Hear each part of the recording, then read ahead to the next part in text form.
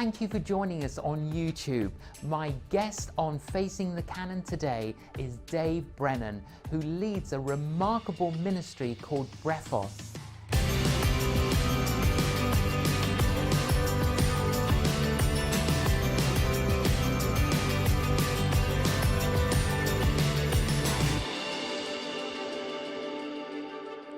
Dave Brennan, welcome to Facing the Canon. Thank you very much. It's a great privilege to be here. I'm delighted that you are. Well, I know you went to Oxford University and you studied classics. What made you go to Oxford to do classics?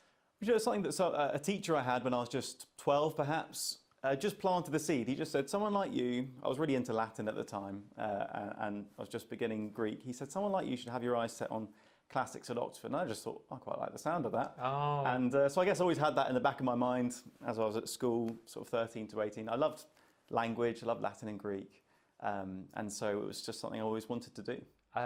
You'll be pleased, I read a report that Oxford University is the #1 best university in the whole world. That's right, I think 5 years running, yes. 5 years running. Right, you then became a teacher. Mm-hmm. And how many years did you teach? So I did 2 years with the educational charity Teach First. So what they do is they kind of get graduates into tougher schools or schools in poorer areas, and they kind of train you on the job. So I did that for 2 years. But then became an evangelist. That's right, that's right. So I worked, as I was working as a teacher for my day job, as it were, I was part of a team that kind of was helping to revitalise a church in southwest London.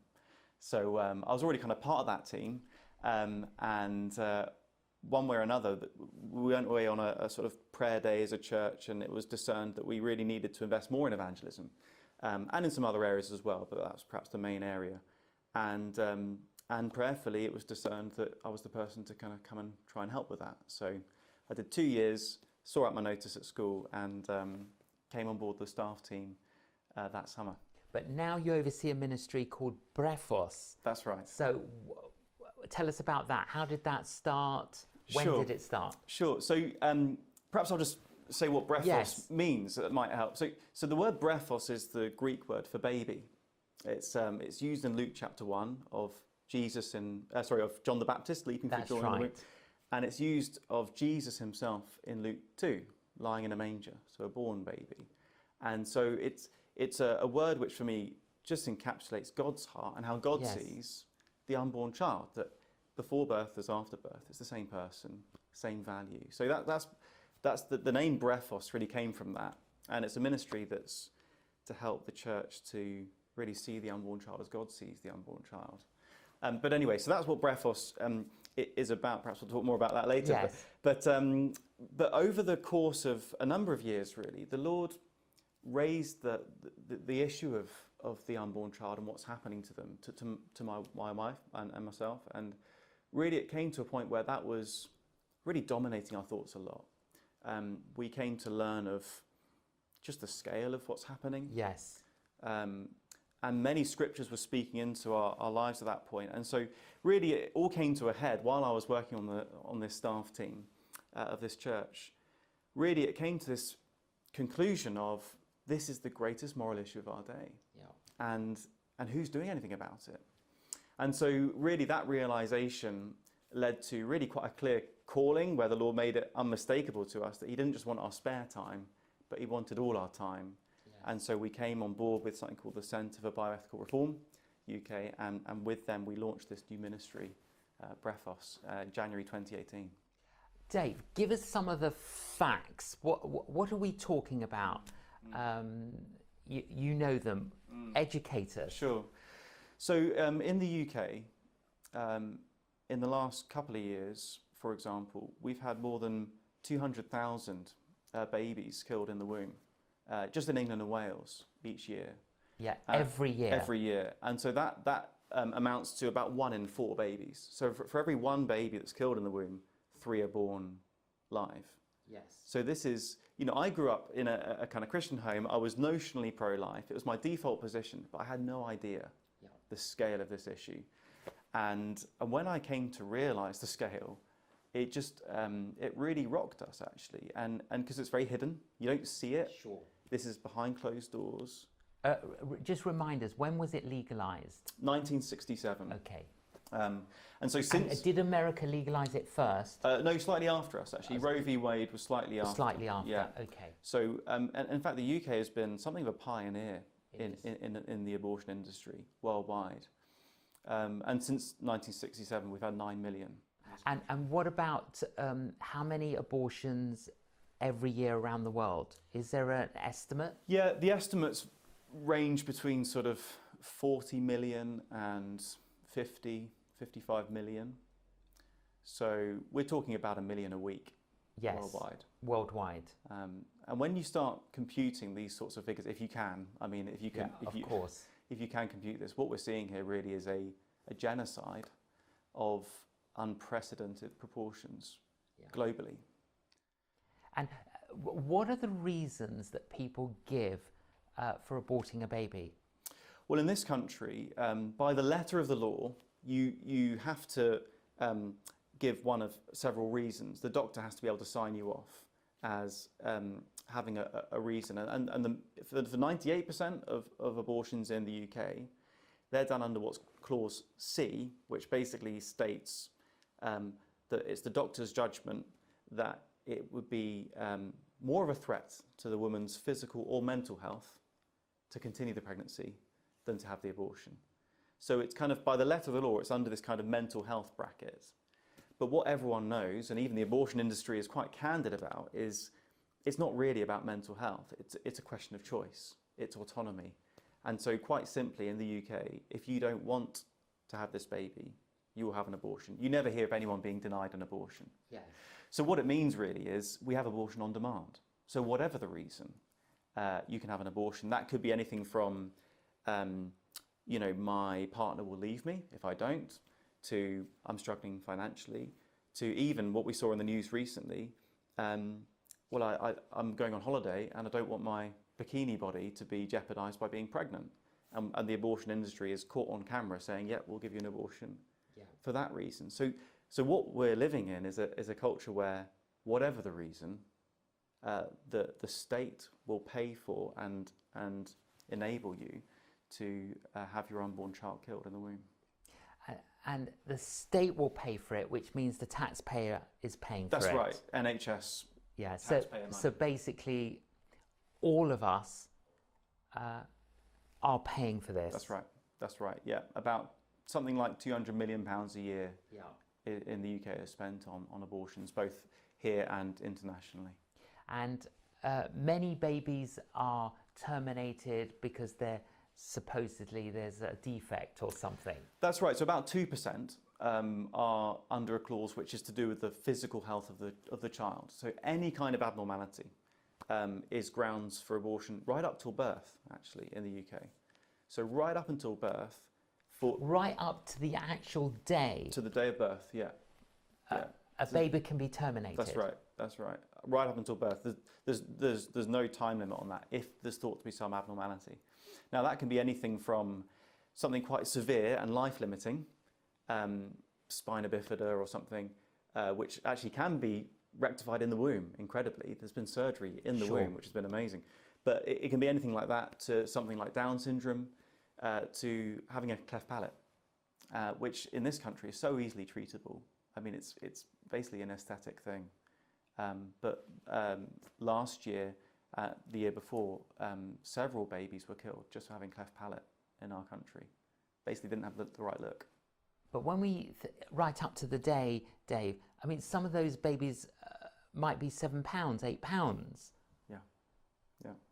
Now, the Christian conviction is that life commences at conception. Just explain that to us.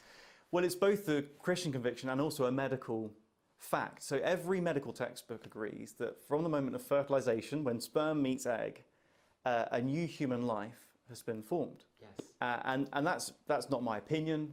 It's a fact. It's a fact. It's a fact. And three key things happen at that moment. The DNA is formed, this totally unique set of information for that individual, like no one else in history. That's a unique individual. It's different DNA from the father, different DNA from the mother. And so it's unique. It's an individual. It's not a part of someone else because it's got different DNA. and it's alive, it's not dead. And there are only two options. It's alive, it's growing. And then thirdly, it's human. It's not a different species. You know, human parents beget human offspring. And so what you've got is an individual, it's alive, it's human, it's a living human being, it's an individual right from that moment. And that's just the science. But of course the Bible affirms this. Psalm 51 verse 5, David refers to himself as a person from conception. Yes. From when my mother conceived me. He says he was a sinner from that point. Yeah, I was created in my mother's womb. That's right. Yes. That's right. And of course, above all else, Jesus himself was conceived of the Holy Spirit. Not born of the Holy Spirit, but conceived. Yes. So from conception, Jesus was there. That's when the incarnation happened. And so if Jesus was there from conception, we know that that's when human life begins. That was the beginning of his human life. Okay, let's look at some of these different areas. First of all, what would you say, Dave, to any of our viewers who have already had an abortion? Okay, we don't obviously know the circumstances, but they've had it. They're feeling guilty or bad about it now. Yeah.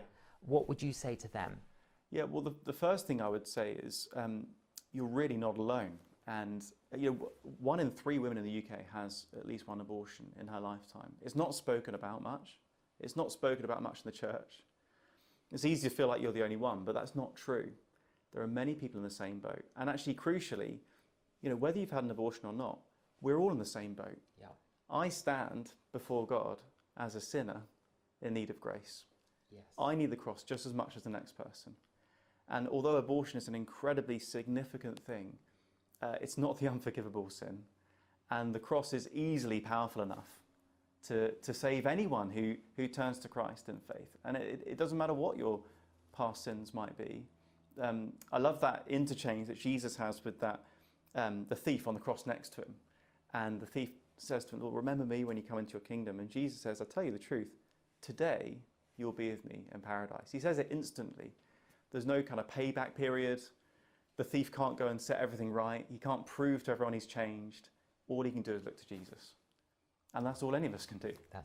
Is look to Jesus, and his grace is enough. The gospel's big enough. And we believe in the healing grace of Jesus. Absolutely. Yeah, absolutely. Now, for any listeners now, Dave, the woman's pregnant, expecting a baby, is thinking about aborting the baby, what would you say to them? Yeah.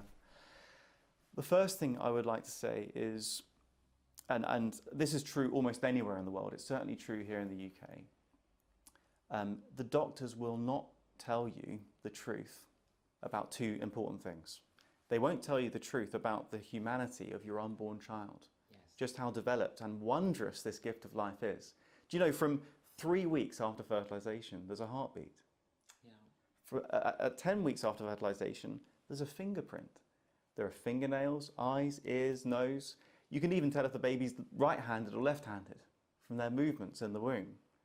So almost all, incredible. Isn't it amazing? Amazing. Almost all the organs that you and I have were there from about 10 weeks after fertilization. Yeah. So the first thing I'd encourage any woman who's pregnant and struggling with what to do, go to ehd.org. That's the Endowment for Human Development, ehd.org. And you will see a video of life in the womb from earlier stages, and it's just mind-blowing. Yes. And that's your baby. You're already a mother. That's your baby right there. And so wonder at the creation of life.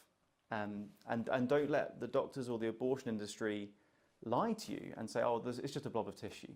It's just a pregnancy," because the language really changes quite dramatically in this whole area according to what people are trying to do and what thoughts they're trying to plant. So get familiar with this, with what's going on in your womb.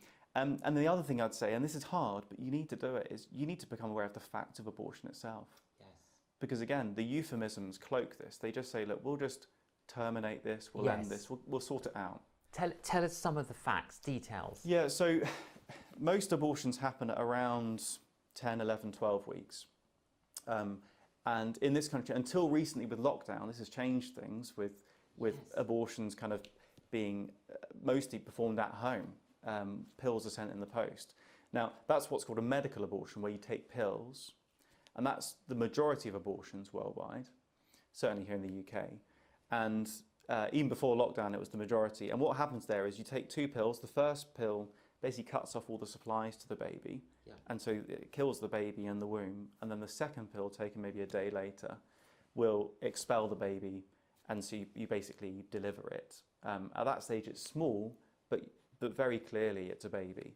And then the mother has to deal with that somehow, and these babies they don't disappear, they have to go somewhere. Do you bury them? What did they do? Well, they flush them down the toilet mostly. That's the kind of advice, is you sit on the loo.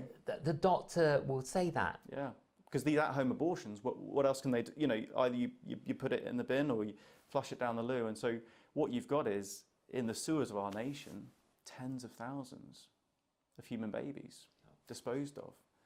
And so that's the most common form of abortion in this country. But there's also surgical abortion, where literally the baby is just dismembered, pulled limb from limb, decapitated, crushed, disemboweled, and then just pulled out. And what they have to do is then reassemble the pieces of the baby on the table to make sure they've got all the pieces out, so there's not infection. So the reality of abortion, when seen for what it is, it protests itself. Yes. I don't need to protest abortion, I just need to explain what it is. Yeah. And it protests itself. And so I'd urge any woman, any couple considering this, please get to know the facts of abortion.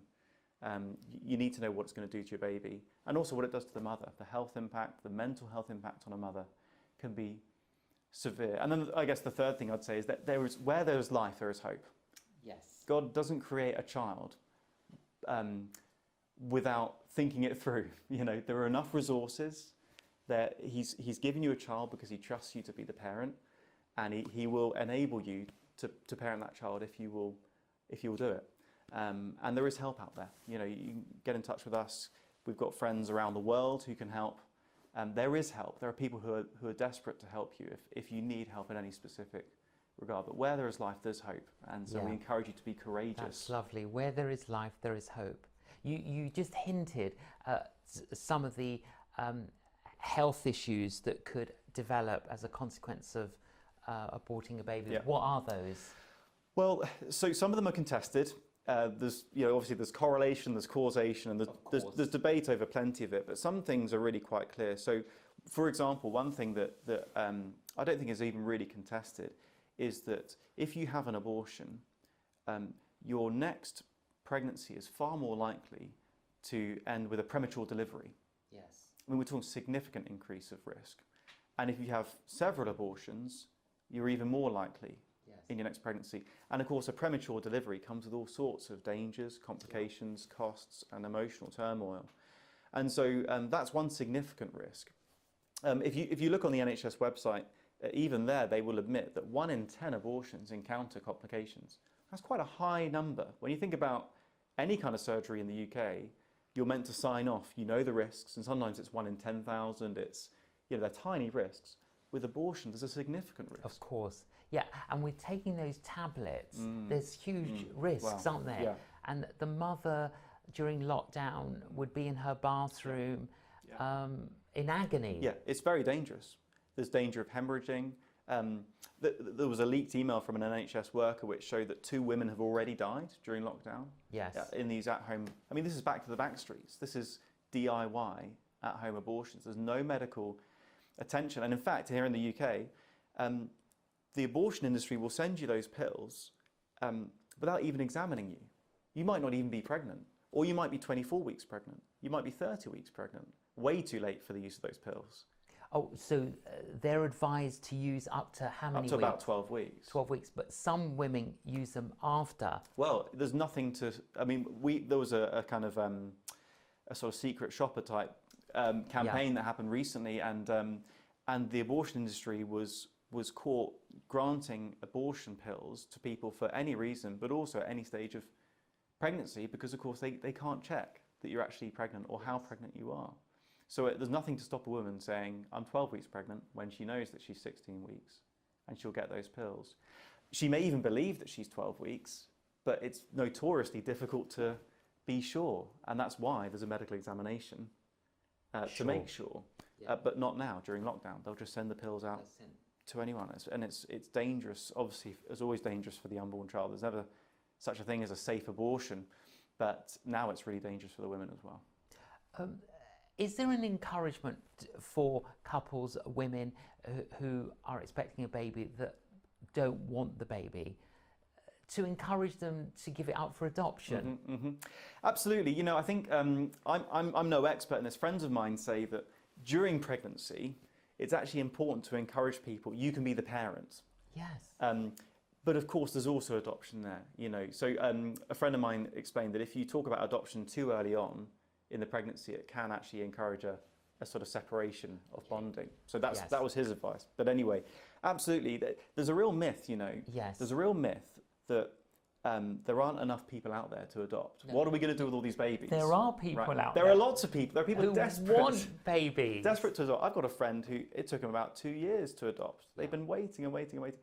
And you know, there are very long waiting lists in this country of people who are desperate to adopt and they can't. And you know why they can't adopt? Because these babies are not surviving the womb. Yes.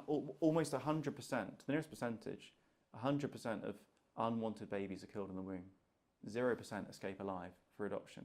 We just don't really have a culture of adoption in this country, because there are people queuing up to adopt, but it's very rare for a baby to be voluntarily relinquished at birth for adoption. It's realistically the two options given by the doctor and by our culture is abortion or have the baby and keep it. Yes. But adoption's a wonderful gift to give that child the gift of life and the gift of a family that's going to love that child so much. It's a wonderful thing. It's a courageous thing, and I think it's an admirable decision for anyone to make. Is there any research, Dave, on Christians having abortion? It's a very interesting question. As a team, we've just been talking about this. Now, in the States, for example, yes. So in the States, there's something called the Guttmacher Institute, and they've done quite comprehensive research.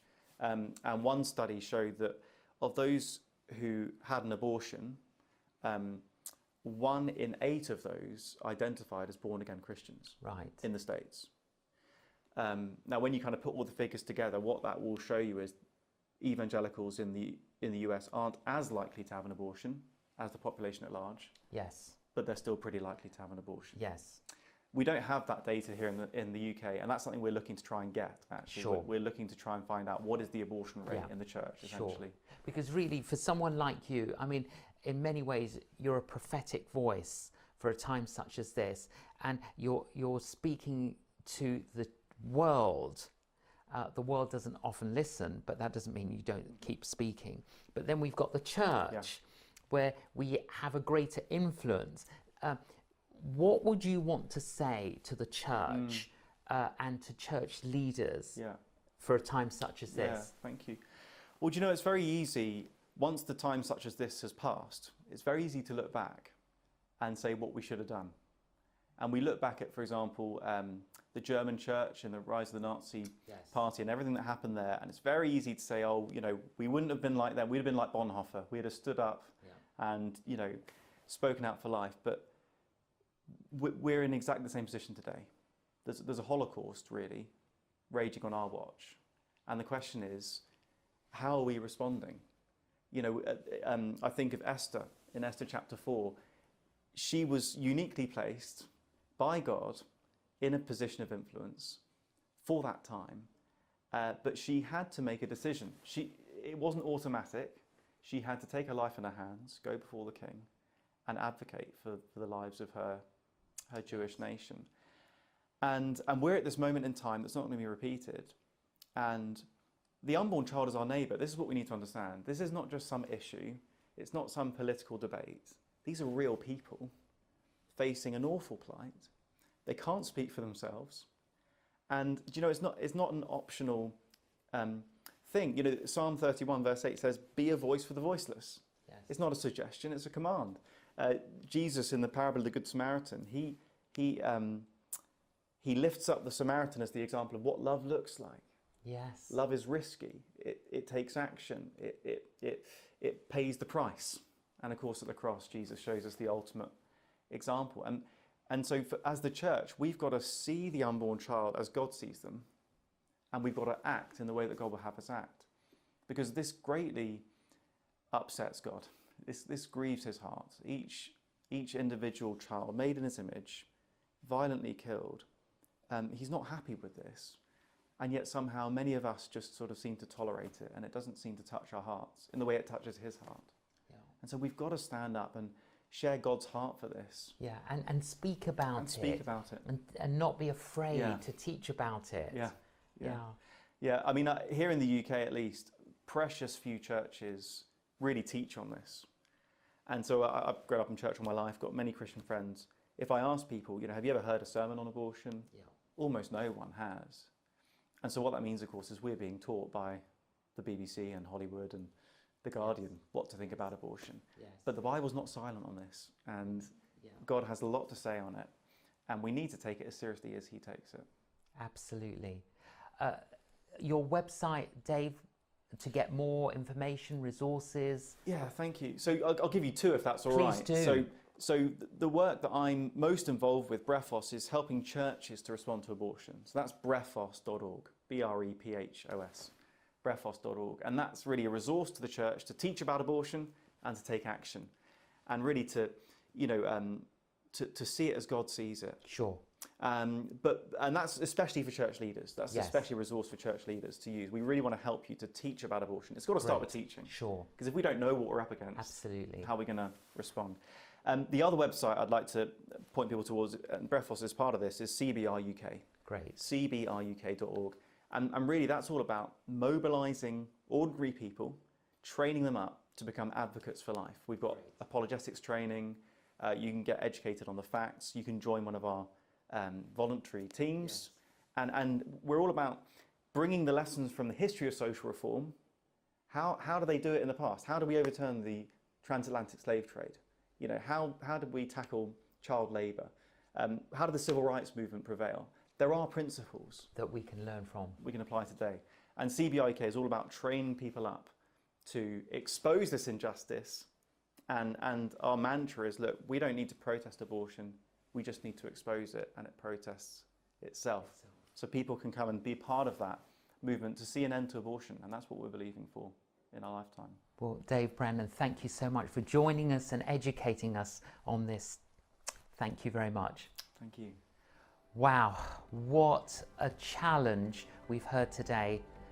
Let's pray, let's get educated, let's do what we can for a time such as this.